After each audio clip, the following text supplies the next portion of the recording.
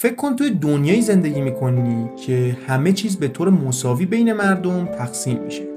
دیگه خبری از این نیستش که یه عده‌ای خیلی پولدار باشن و یه عده دیگه هیچی نداشته باشن. همه به اندازه تلاششون، یا بهتره بگم که به اندازه نیازشون سهم میبرن. خب این ایده اصلی سوسیالیسم به این باور داره که منابع و تولیدات جامعه باید به صورت عمومی و مشترک به همه مردم تعلق بگیره. یعنی به جای اینکه یه عده سرمایه‌دار بزرگ کنترل همه چیز رو به دست بگیرن، دولت یا مردم به طور مستقل تصمیم میگیرن که این منابع چطور بین بقیه تقسیم میشه. مثلا به جای اینکه یک شرکت بزرگ مالک کارخونه باشه، خود مردم مالک این کارخونه و از سودش بهره مند میشن. حالا سوال اینه که آیا این سیستم واقعا عملیه؟ شاید بپرسی که اگه همه چیز برای همه مساوی باشه پس رقابت چی میشه؟ جامعه پیشرفت میکنه؟ یکی از انتقاداتی هم که به سوسیالیسم وارد میشه دقیقاً همینه. ممکنه انگیزه برای کار و تلاش از بین بره، اما طرفدارای سوسیالیسم میگن که توی یه جامعه عادلانه مردم از روی اشتیاق و علاقه به کار کردن خودشون ادامه میدن، نه صرفا برای پول.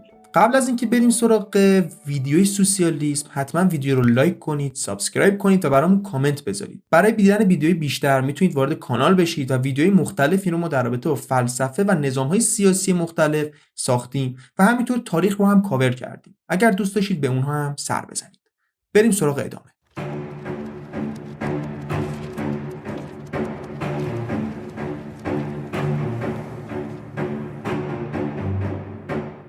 یه مثال روزمره‌ای براتون بزنم. فرض کنید توی محله شما یه باغ بزرگی هست که این باغ فقط برای یه نفر باشه.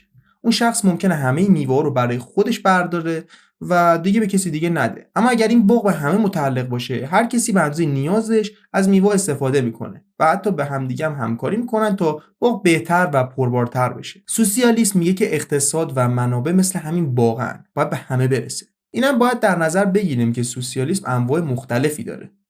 یه سری کشورهای هستن مثل سوئد و دانمارک که از مدل‌های سوسیالیستی که دارن بهش میگن سوسیالیسم دموکراتیک. تو این کشورها هم بازار آزاد وجود داره، هم خدمات اجتماعی قوی مثل آموزش و درمان رایگان برای همه. اما خب این سیستمه به نظرتون توی دنیای واقعی هم موفق بوده؟ سوسیالیست توی کشوری مثل کوبا و شوروی سابق هم به کار گرفته شد، اما نتیجهش خیلی خوب نبود و مشکلات اقتصادی و کمبود منابع و سرکوبات سیاسی از مشکلاتی بودش که باش روبرو بودن.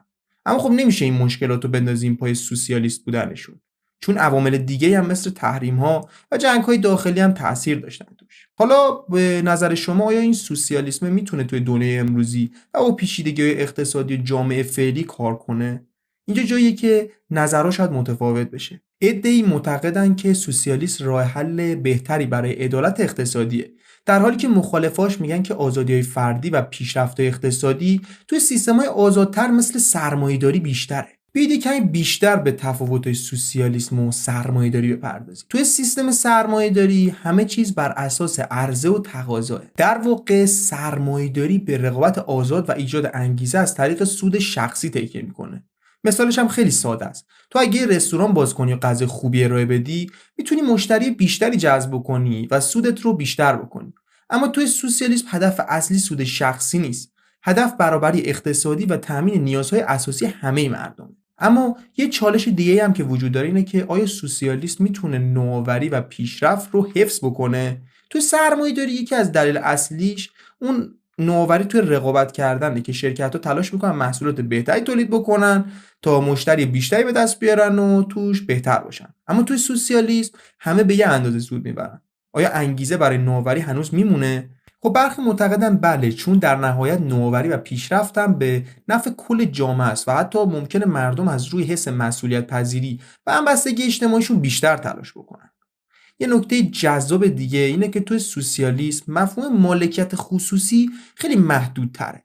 مثلا توی سیستم‌های سرمایه‌داری هر کسی میتونه مالک شرکت، خونه، ماشین و حتی زمین بشه. اما توی سوسیالیسم مالکیت خصوصی محدوده و نیازهای اساسی مثل مسکن و وسایل شخصی و مالکیت منابع مثل کارخونه و زمین‌ها دست عموم مردمه. حالا یه مثال ساده دیگه میزنم. تصور کنید شرکت بزرگ مثل گوگل توی جامعه سوسیالیستی وجود داشته باشه.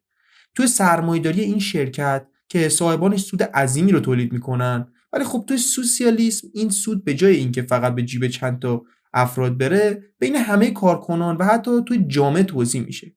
ایده اینه که ثروت به شکلی عادلانه پخش بشه. اما سوال کلیدی اینه که چجوری باید این سیستم رو پیاده کرد؟ آیا لازمه که دولت کاملا روی اقتصاد کنترل داشته باشه؟ آیا دموکراسی میتونه با سوسیالیسم همزیستی کنه؟ این سوالاتی هستن که جواب متنوعی دارن و کشورهای مختلف هم به شکل‌های متفاوت این سوالات جواب میدن. تا اینجا شاید به این نتیجه رسیده باشین که هیچ سیستم اقتصادی کامل نیست و هر کدوم مزایا و معایب خودشونو دارن. سوسیالیسم به دنبال برابری و عدالت اجتماعیه، اما سرمایه‌داری به فردیت و پیشرفت شخصی اهمیت میده. این بستگی داره به اینکه جامعه چه اولویتی داشته باشه و چجوری میخواد به تعادل برسه. به نظر شما میشه یه مدل ترکیبی ساخت که دوتا سیستم به بهترین نحو ممکنه پخش بشن؟ همین سوال، یعنی ترکیب بهترین بخشای سوسیالیسم و سرمایه‌داری، از مسائل داغیه که خیلی از اقتصاددانا و سیاستمدارا بهش فکر کردن و در واقع بسیاری از کشورها در حال حاضر میتونن سعی کنن این دوتا سیستم رو با همدیگه تلفیق کنن. به این سیستم اقتصادی مختلط هم میگن، جایی که بازار آزاد وجود داره ولی در عین حال دولت هم نقش پررنگی توی تامین خدمات اجتماعی و جلوگیری از نابرابری‌های شدید داره. یه مثال خوبش هم میتونیم کشورهای نوردیک رو مثال بزنیم، مثل سوئد و نروژ. این کشورها سیستم اقتصادی دارن که از هر دو دنیا بهترینا رو گرفتن. از این طرف مردم میتونن شرکت‌های خصوصی خودشون رو داشته باشن و کسب و کارهای موفقی هم راه بندازن. اما از طرف دیگه دولت به شکلی گسترده در فراهم کردن خدمات اجتماعی مثل درمان رایگان و کیفیت‌ها و حتی بیمه‌های بیکاری برای مردم خودش این نابرابری اقتصادی رو کمتر به وجود بیاره. سطح بالایی از رفاه توی جامعه برای مردمشون فراهم میشه. اما چالش‌هایی هم وجود داره. یه سوالی که پیش میاد اینه که آیا مالیات‌ها چجوری باید تامین بشن؟ توی این مدل ترکیبی معمولا مالیات‌ها بالاترن و چون دولت باید هزینه‌های زیادی رو برای ارائه خدمات عمومی پوشش بده، این باعث میشه که برخی مخالفا بیان و بگن که مالیات بالاه و میتونه مانعی برای کارآفرینی و رشد اقتصادی بشه. آیا افراد وقتی میبینن که بخش زیادی از درآمدشون به عنوان مالیات برداشته میشه، هنوز انگیزه کافی برای کار کردن دارن؟ از طرف دیگه طرفداران اقتصاد مختلط میگن که رفاهی که از طریق سیستم به وجود میاد ارزش مالیاتی زیادی رو هم داره، چون در نهایت همه مردم از اون سود بهره میبرن و در نتیجه نابرابری هم کمتر میشه. یه مثال روزمره‌ش هم اینه که فرض کنید که توی کشوری زندگی میکنی که خدمات و بهداشت و درمان رایگانه برای همه. تو اگه بیمار بشی لازم نیست نگران این باشی که هزینه درمان چقدر میشه، یا اینکه بیمه داری یا نه، یا اینکه زمان داری که بتونی خدمات پزشکی رو خودت دسترسی بهش پیدا کنی. چون این هزینه‌ها از طریق مالیاتایی که مردم میدن تامین میشه، در این حال تو میتونی کسب و کار خودت رو راه بندازی و موفقیت اقتصادی رو هم به دست بیاری. و اینجاست که یه توازنی بین فردگرایی و سرمایه‌داری و عدالت اجتماعی به وجود میاد که بهش میگن یک نظام دو طبقه. اما سوال نهایی ما اینه که آیا این سیستم ترکیبی واقعا برای همه کشورها جواب میده؟ هر فرهنگ اجتماعی تاریخ و شرایط خاص خودشو داره و این سیستمی که بتونه توی کشور جواب بده ممکنه توی کشور دیگه با چالش‌های بزرگی هم روبرو بشه.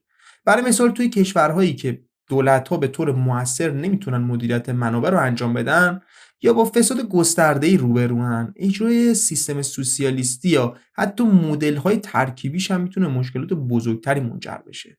در نهایت شاید مهمترین سوال این باشه که چه نوع سیستمی میتونه هم عدالت اجتماعی رو حفظ کنه و هم به پیشرفت و آزادی فردی احترام بذاره. مرسی که این ویدیو رو دیدید. اگر از این ویدیو خوشتون اومد حتما ویدیو رو لایک کنید، سابسکرایب کنید و برامون کامنت بذارید. حتما بهمون بگید که چه موضوعی رو در رابطه با فلسفه موضوعات مختلفه دوست دارید که ما کاور کنیم، که اگر نظرات به اندازه کافی باشه و ما اگه ببینیم موضوع جذابی هستش حتما براش ویدیو خواهیم ساخت. تک تک نظراتتون رو خودم میخونم و بهشون جواب میدم. مرسی که هستید. تا دیدار دیگر، بدرود.